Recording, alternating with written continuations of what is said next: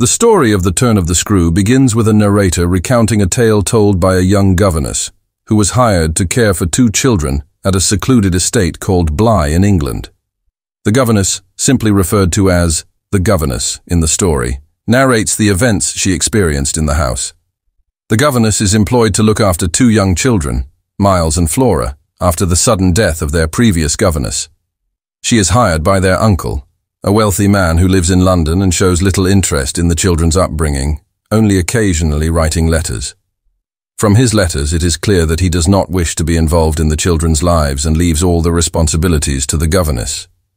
At first, the governess is excited about her new role in the isolated Bly estate, which seems quiet and peaceful.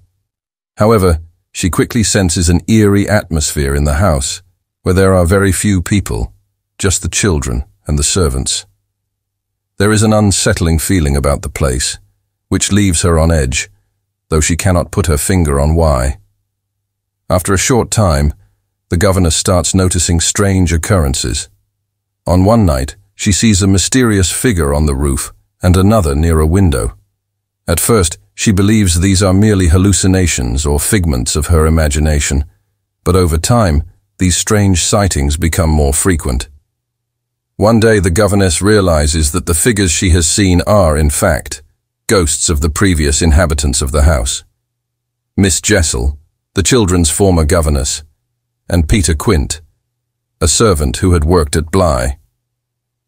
After researching the history of the house, the governess learns that both Miss Jessel and Peter Quint had died under mysterious circumstances, and Quint had had a negative influence on the children. Convinced that the ghosts are haunting the estate and trying to corrupt the children, she becomes increasingly obsessed with protecting them.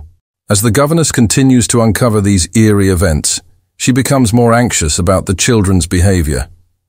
Although Miles and Flora seem well-behaved and innocent at first, the governess starts to notice strange changes in their actions.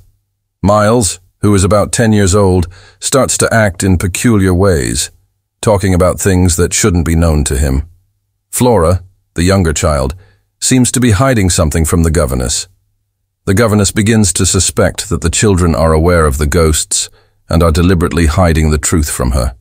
Their behavior grows more mysterious, and she feels that they may be manipulating her. Later, the governess discovers that Miles had been expelled from his previous school for improper behavior, which raises suspicions about the influence the ghosts may have had on him. As the governess's obsession with the ghosts grows, she decides to confront Miles directly. Eventually, she uncovers the truth she had suspected all along. Miles had been influenced by the ghosts and had been behaving inappropriately, while Flora refused to acknowledge the presence of the ghosts or her knowledge of them.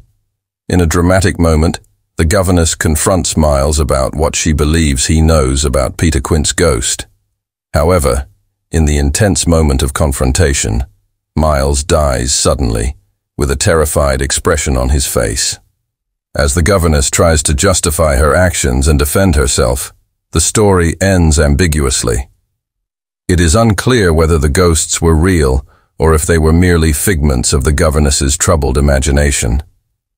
After Miles's death, the governess finds that Flora has disappeared, and there is no trace of her.